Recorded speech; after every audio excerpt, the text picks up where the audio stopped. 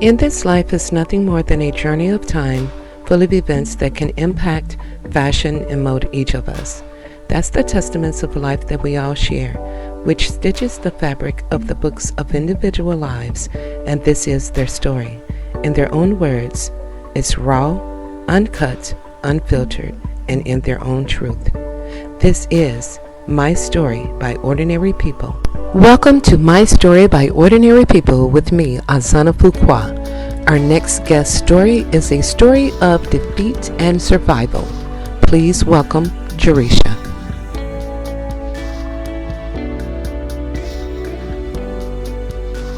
Hi, my name is Geresha. I'm just a regular person with a story, and I'm just trying to tell somebody about a person who can save anybody, and that person was me.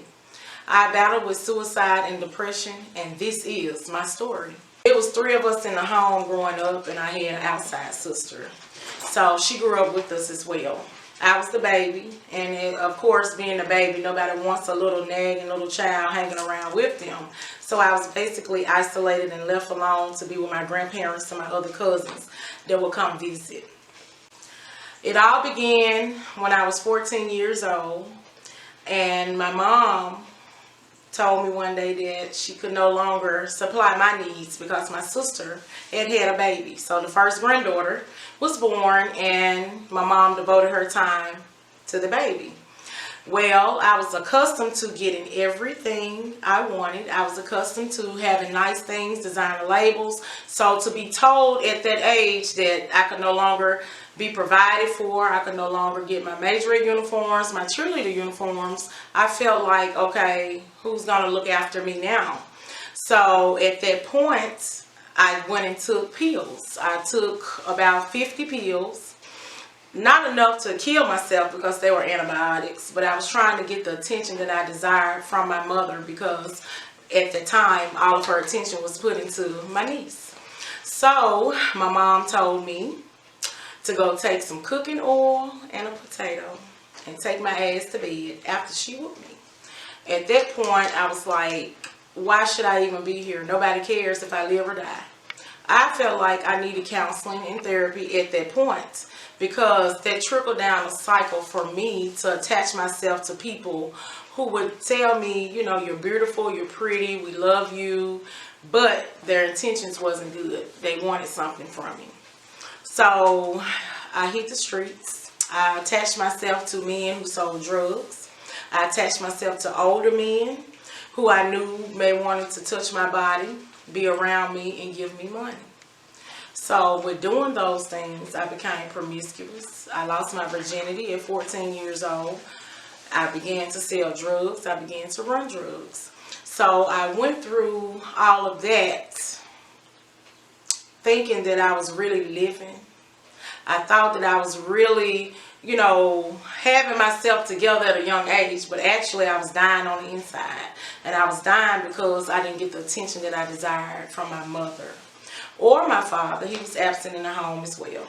So I didn't get the love that I felt like I desired or deserved as a young girl growing up. My mom worked a lot of hours once she split up from my dad, so a lot of her time was invested either at work or with my older sisters. So me being a baby, I clinged to a lot of other people. I would stay at my friends' homes because their parents showed us attention, showed me the time and the love that I desired. I would go out with different men and boys because they gave me the time and the attention that I sought from my mom. But you was the babies. I was the baby. You would think you would be spoiled and get everything you want. I had everything I desired physically or naturally, materially, but the things that I needed on the inside to become a young woman coming of age, learning about her cycle and things like that, I didn't get that. I learned those things in school from reading books. I was always inquisitive, and I started writing a diary at 9 years old. My mom kept us with a journal and diary, and that became my outlet. But all the time, I felt ugly. I didn't feel beautiful, but I could go into a room and brighten everyone else's day. I could light the room up, make them laugh, make them smile, And that was a facade for them not to really see the real me. I lived a double life majority of my life because I didn't want anybody to know the hurt and the pain that I was experiencing on the inside, because I dealt with some molestation and inappropriate touch issues, and those things kind of broke my spirit early on. And when I told a trusted adult, they told me, you know, to stop lying. If it is happening, that's what us women go through. And I'm sitting there like, us women, I'm only a girl. So you mean to tell me that I'm supposed to allow another person to violate me and just have to endure it? So at that point, I was asking God, why am I here? Why did you create me to be stepped on, walked on, and abused? Why did you give me to people who's supposed to love me, but they broke me? They abused that love and the power of that love. And I joined several clubs and organizations to keep busy so I wouldn't go home and be subjected to the verbal, physical, and emotional abuse. When did it start? The inappropriate touch started when I was 4 years old, and it was with same sex. Somebody in the family? It was a giant in my life. And I like to call it a giant because at this age, you don't want to open those doors and wounds for that person either, because we've healed from it, because it was a generational cycle of things happening to them as well. And now that we're old enough and compared to stories, I can forgive that person because they was a child too that was being touched inappropriately. So I would call it my giant. My giant started when I was 4 years old. And I can recall, you know, being manipulated to do certain sexual things. So when I got a little older, I started reading, and you know, you be introduced to television, you see certain things, and you may have older people that have like the Playboy magazines and things like that, and you get to see, okay, a man and a woman doing this. So why was this person that looked just like me got the same parts as I do? Why was they making me do this and that? So it was things, you know, even when I went to Girl Scout camp, you would see the little Caucasian girls engaging in lesbian sex, but I never was, you know, no, because it happened to me early on and I never liked it. How did it make you feel internally knowing that you were being violated at such young age? At that time, I didn't even know it was a violation. I just thought I was playing.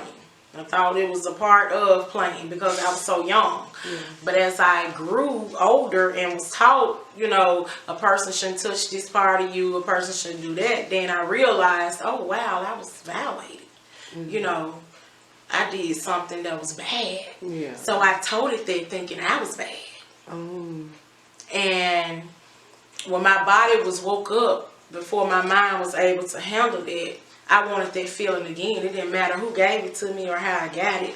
I searched and longed for that feeling. So I would let the giant that came when I was 8 years old, they would entice me with nice things. They would entice me with the best snacks. Because where I was from, we had to get the cornbread, the beans, the greens, the everything on the hog, while certain picks would get the tacos, the nachos, the pizzas, the good cereal, things like that. So this person would entice me with the nicer things. By me being a baby, my siblings would play the game. We had an Atari game. I wouldn't get a turn to play.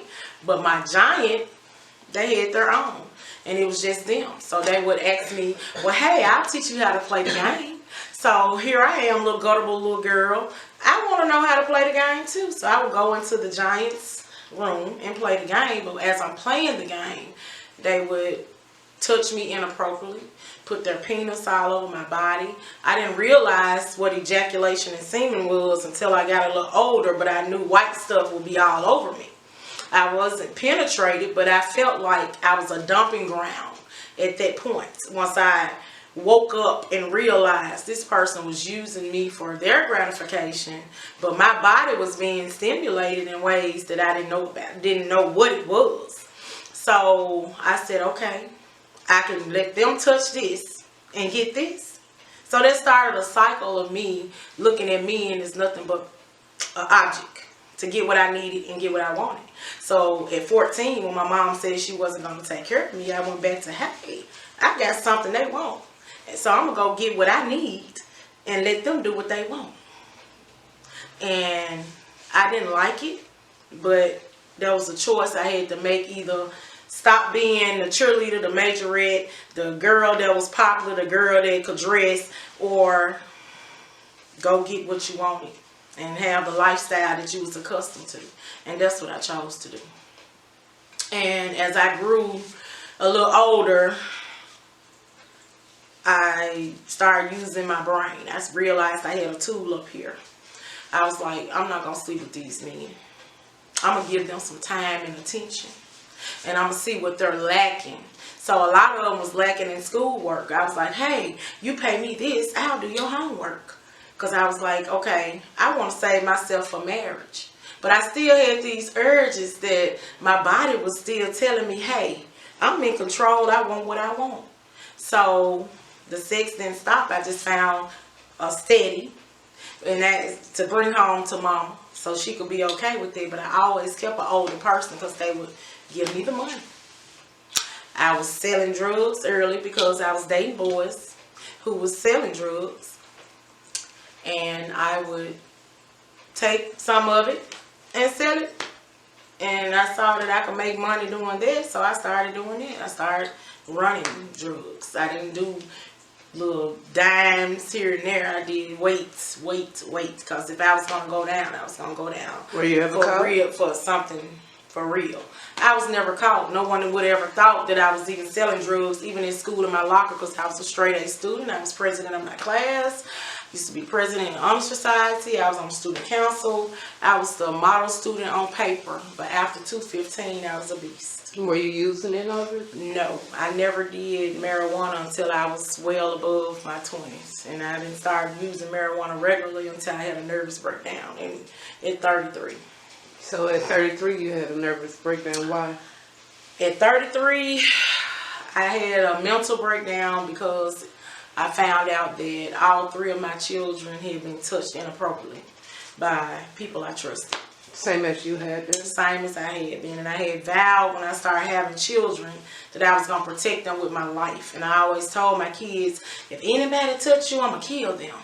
And we have to be careful what we say to those young sponges. I said children are like sponges. They're going to absorb what you say, but they're not going to always be able to take it for what it is. They took me so literal to where they was like, if I tell my mom this is going on, she going to kill this person. She going to kill that person. She going to be in jail for the rest of my life. When you had the breakdown when you was 33, what happened? As far as getting help? No, what did you do? Did you go off the deep end or? I checked myself in Lakeside. When you had the breakdown? Because I knew. But what led up to that? What actually what was the incident that made you, besides knowing that the children have been? Because the state took them. My children were taken from me. And you couldn't take it no more, so that would to lose the 3 perfect things that I made, and I fought hard to keep, and protect with everything. They took up. And it made me feel less than a woman. To know that I broke my neck to have my first child, because when I got pregnant at 17, everybody wanted me to have an abortion because I had 21 scholarships to college. I had been traveling through the Mid-South with my mom, trying out for majorette teams for the band, and to know that, hey, 2 months later I found out I'm pregnant. So she basically felt like my life was over. I felt like my life was just beginning, because one thing about it, God is not going to bring you to it and not get you through it. And I laid down and did it, and I was going to take my charge, because it could have been worse. I could have had a disease I couldn't get rid of. So for me, I had a sister that had a baby. She got pregnant at 16. So I'm like, okay, at least I am in high school getting ready to graduate. I don't care about walking with a belly. My mom had 2 kids when she graduated high school, but she felt like it was okay because she was married. She got married at 17 when she had her first baby. Second baby, she was pregnant coming out of high school. So because she was married, she felt like, her situation was okay. But you wasn't married when you first got pregnant. So sometimes we have to look at the root. Bad fruits have roots. So sometimes we have to go all the way back and look at those roots. And so I saw a cycle. I didn't have examples. When they asked me, why you get pregnant? Well, I didn't have examples. What examples did I have? I saw promiscuity. I saw shacking. I saw fornicating. I saw all those things. And I was told, if my dad told me, you're not married, you can have as many men as you want until you get married. And that's how I lived my life. I changed them like I changed my drawers. And I wore panties every day. So for me, men were just tools that I used. So when I had my first baby, my family kind of turned their back on me during the pregnancy. My mom, I was sick, throwing up. She wouldn't take me to the doctor. When I finally did go, they told me that me and the baby may die. And they called her. My mom came to the hospital. For the first time in my life that I can recall, at 18, when I was 17 years old, my mom told me she loved me and kissed me on the cheek. My son's father was holding my hand sitting next to me. And when my mom kissed me, I felt ice cold. No emotion. I didn't feel anything. And I was like, am I not normal? And he was like, what you mean? I said, because my mom just kissed me and told me she loved me, and I don't even know how to receive it. I've never heard it. How can you love something and throw it away?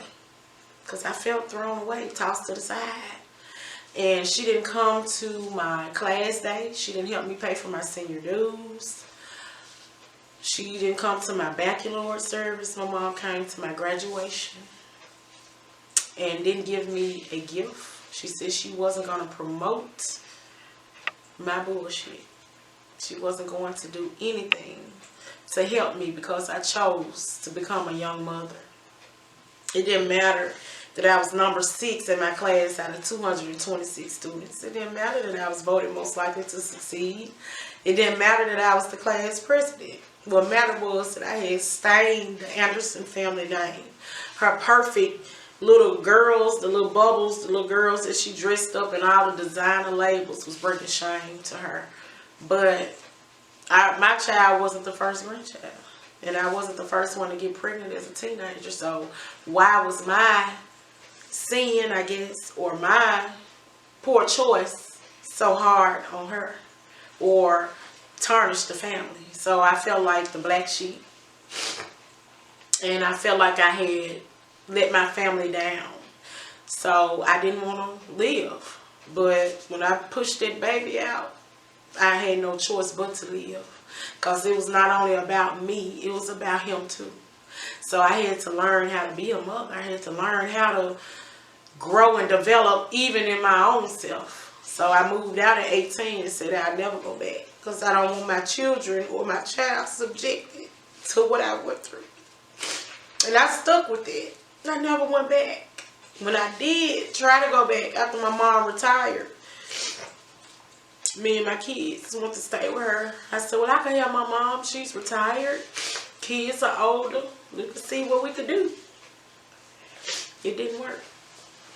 We couldn't get along. I was in my mom's house a month and left, and me and my kids packed up, slept on the floor. I didn't care until I got my stuff out of storage. We couldn't commingle. It was too much damage and hurt, because she would say she was sorry, but, or it was always, why you looking like that? Oh, you look like Shanae. Oh, you're ugly. People say, well, you're so pretty. You look just like your mom. She don't look like me. She ugly. She fat. I would have clothes and shoes that men have bought for me and things like that. My mom would take and say, well, this ain't for you. You too fat to wear this. Or you're not pretty enough for this. Give this to your sister. Or I'm going to take this and give this to this person. And I was like, okay. But guess what? The next day I had more.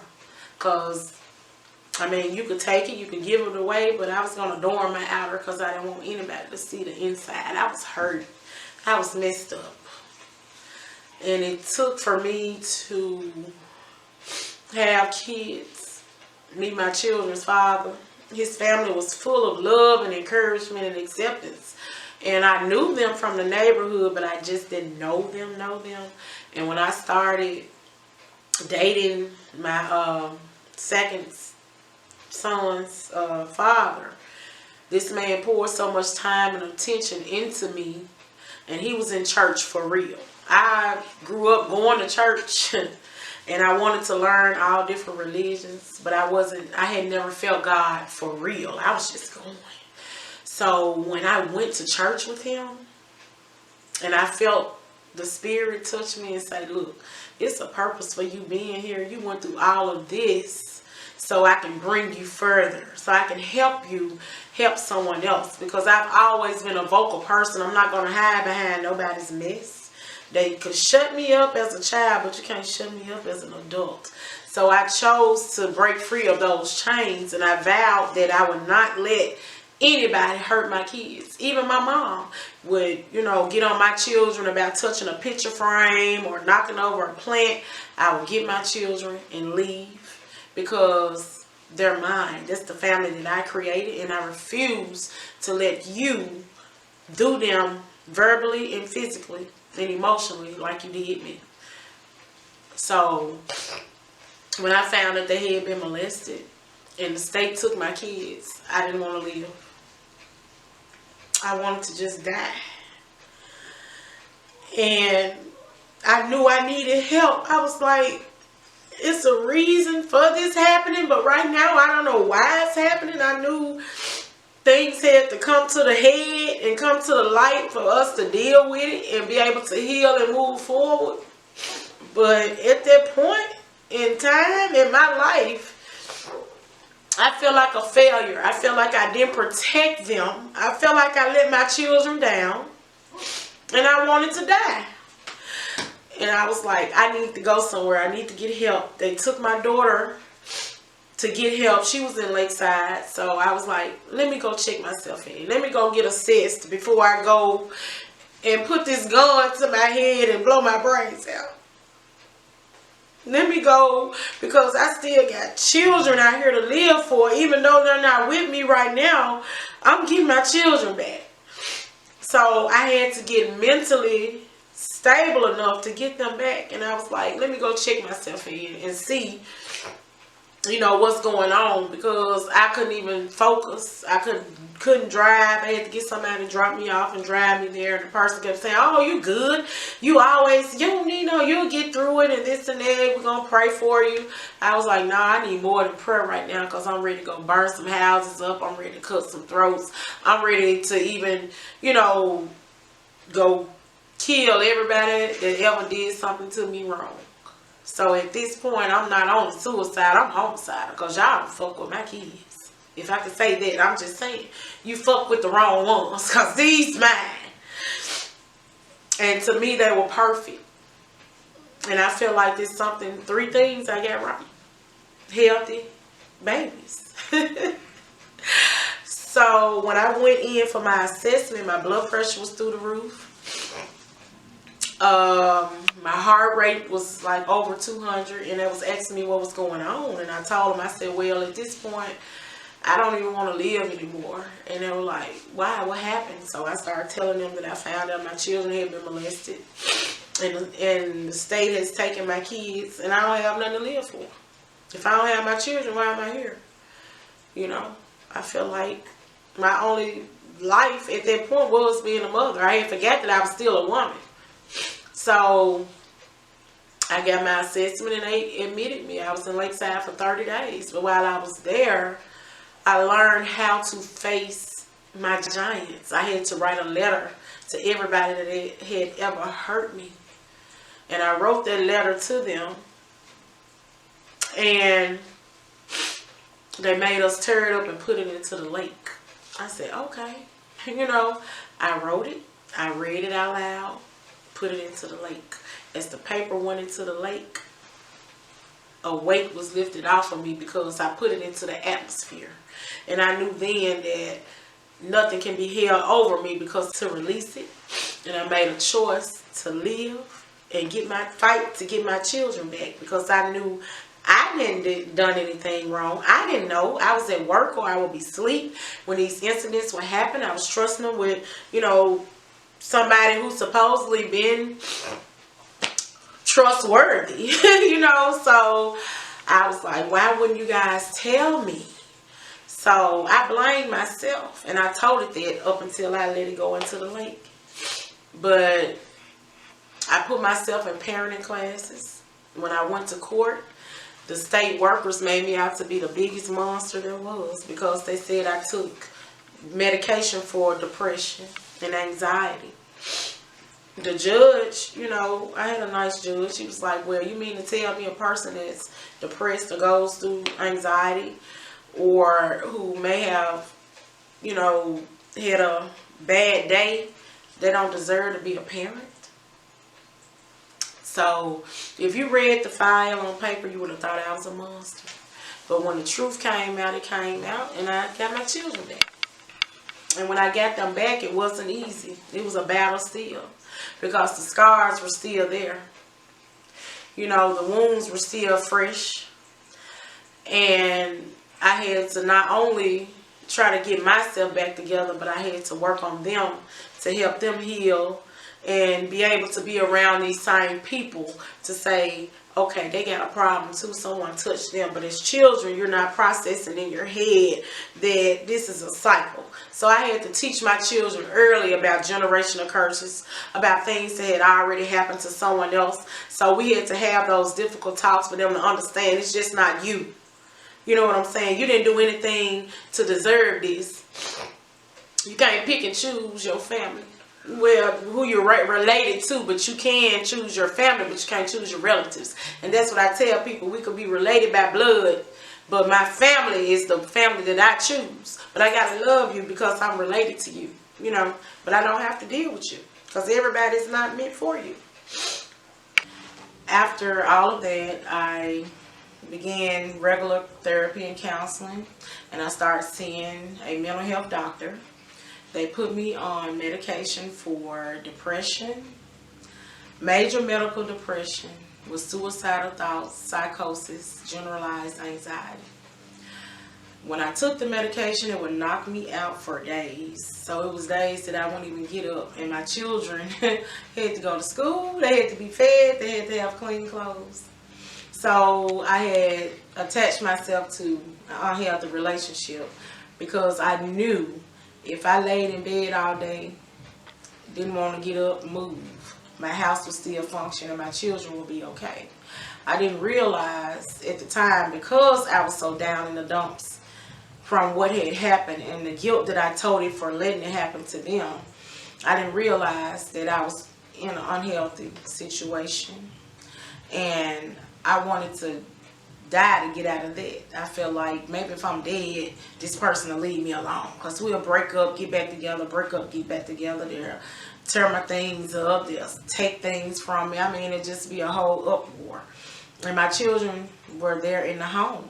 They wasn't, I said, well, they ain't hitting on them, they ain't doing none of them, they're not affected, but they were. For them to see me give up and not be the vibrant mother that I once was, because I couldn't enjoy myself, couldn't enjoy life knowing that I allowed this to happen to them. So it took for my therapist to let me know. And the judge, I'll never forget him. He told me, he said, Geresha, forgive yourself, because you can't be held accountable for what you didn't know. What he told me to do was, he said, I'm not going to charge you with child dependency and neglect. I'm not going to put that on you, but I'm going to say it was inappropriate talk, to where in your presence maybe some things could have been done differently amongst the children, you know, because I was always talking to them openly. But he was saying, we're going to just say inappropriate sexual touch or talk, but it was not your fault, because they never came forward to let you know. And I was like, okay, I'll take that. So I didn't have to register for, it's a national database when you abuse kids and things like that. You're supposed to register for that. And with me being a nurse, I was like, Lord, I'm going to lose my license. I'm not going to be able to work. How I'm going to provide for my children. So I fought hard to get them back. But with doing that, like I said, I let them have their way. I gave up. I was like, I failed them once. Whenever they said they wanted to go do something, I overly compensated for it. And I would neglect me. I had health issues. I was born with an enlarged heart. The doctor told me in 2013. This happened in 2011, right after my mom passed, when I found out about the children. So not only had I lost her, I lost my kids. So that's what spiraled everything else to come down on me. I had already had to come off my job due to the enlarged heart. I was in heart failure. So in 2013, after we had started the counseling, I'm thinking everything was going good.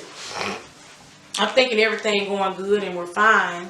The doctor told me that if I didn't eliminate the stress out of my life, that I may only have 2 years left. And at that time, I was like, 2 years left to live? You know, I was like, 2 years. So I told the Lord, I said, Lord, if I got 2 years left, let me live to see my child graduate high school and at least one grandbaby. Okay, God has a sense of humor, because a few months after that, I found out that my 14-year-old daughter was pregnant. My oldest son had just graduated high school. And I'm like, okay, he's in college. She's pregnant. I'm finna die. So I started living every day as if I was finna die.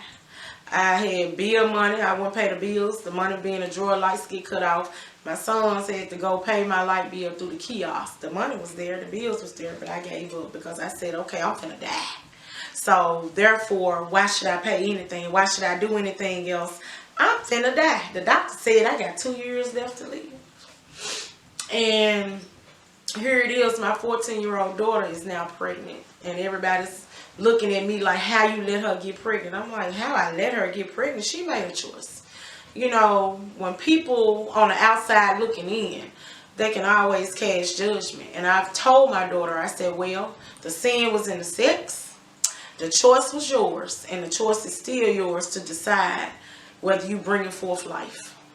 I can't make that decision for you, but whatever you decide, I'm going to support you through it. I wasn't going to force her to terminate that pregnancy, because at the end of the day, that's still her life. And I didn't want her hating me for the rest of her life by making her choose to terminate her baby. Because legally I could have, but I didn't. You know. And so with that being said, I was like, she pregnant. What you gonna do now? Because now she needs you more than ever. So you still want to die? You want somebody else to have to raise your children and raise your granddaughter? Because I found out it was going to be a little girl. And I was like, nope.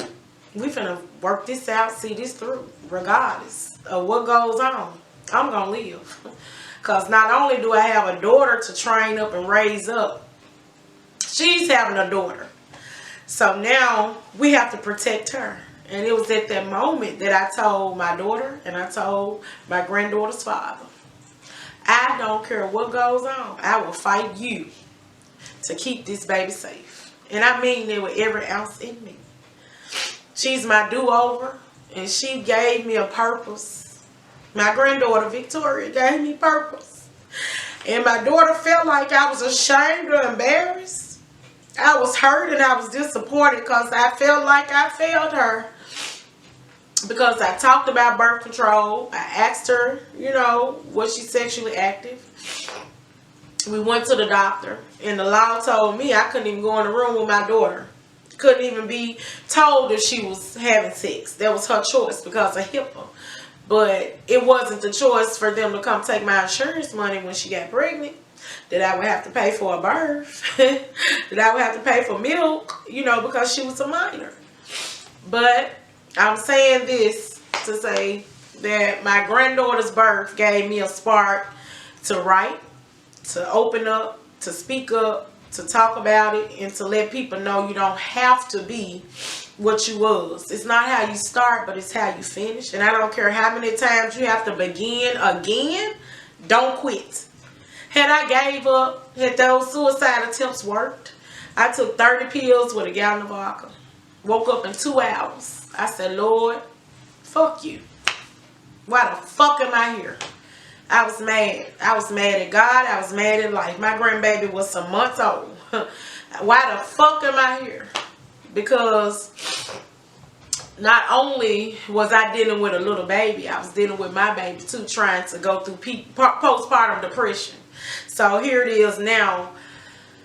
I'm raising a baby while I'm trying to help my baby. And I was like, fuck it, I'm giving up. I've done enough. What these dads said, you know, my kid's father, where her dad at? Nobody wants to help, but everybody want to put blame on me. So I took the vodka, took the pills, woke up 2 hours. Fuck you, Jesus. Fuck you, God. I don't give a fuck about life. I'm done with this shit.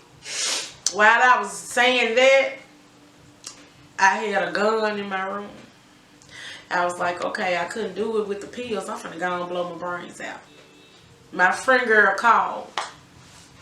called me when I was going to the drawer to get the gun. She called me.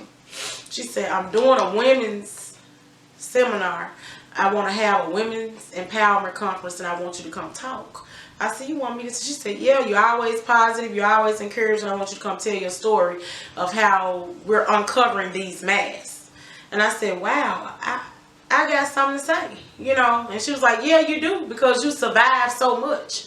I said, yes. And I wore a mask for so many years. And it was at that point I said, I got something to say. I'm going to say it, and I'm not going to be ashamed to talk about mental illness. I said, can I talk about mental illness? Can I talk about how in black families we shun people for not being the same? We shun them for being their normal. So can I talk about these things? She said, yep. She said, I want you to tell it however you need to tell it. Because invisible tears are the hardest to wipe. The tears that you can't see, the hurt that's on the inside, the way we adorn this outer body, but you could be so messed up on the inner. That's the hardest scar to heal. But one thing I did, I began to get on my knees and pray.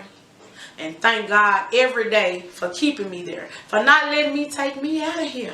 Because till I took myself out of there, I went and had a passion to write and tell my story from 14 to 21. And I write erotica. I'm an authoress, you know. And so I put my books out there the way I did, The Diary of a Freak, because a freak is anything outside of the natural order of nature. And I feel like I've never fitted in. I've never been normal to someone else's standards, to society's standards. I'm my own kind of happy, own kind of normal. So I wanted to put the book out there with all the sexual experiences because I was addicted to sex. I had a sexual addiction. I had a mental illness. I said, so I'm going to combine everything that I went through, make it factual and fiction, and let the readers relate to my character, which is my alter ego Essence. Let them relate to Essence in real life layman's terms in hopes of them seeing the deliverance. I choose to live between my dash because my name is Geresha. Now I'm authoress Rebe. And I just want you to know that it's not how you start, but it's how you finish. Life is worth living. As long as you're above the dirt, you got another chance to get it right. So to whomever I'm talking to right now, I don't care what your storm is looking like. I don't care how many times you got to pull out the umbrella, how many times you may have to go and hide and go in your cocoon and regroup. Don't quit. Don't give up. Because one thing about it, God is not giving up on you. Every day that you see the sun shining, thank Him. Every day that you can wake up and feel yourself, whether you hurting in pain, be grateful that you can feel that pain because somebody didn't get that chance. Someone didn't get the opportunity. And had I succeeded at ending my life, I won't be here trying to help someone else. What I tell people is at the Geresha spot, find your happy place, your good place, and stay there. You don't have to be their normal. Stop measuring yourself with someone else's growth charts. We all grow up and grow out. And as we grow up in age, we grow out of certain things. So measure your own life according to who you are, what you want to be. If you're not where you want to be, it's never the end until the casket is closed. Until you have no more life in your body, that's when you could stop writing your chapter. Because that would be the end. I am a survivor of depression and suicide This is my story. My name is Geresha. Thank you for listening. Oh, I appreciate you so much. Thank you. Well, there you have it. Another true riveting raw testimonial of one's life journey of defeating of our giants or surviving of our circumstances. This has been another segment of My Story by Ordinary People with me, your host, Azana Fuqua. Until next time, please be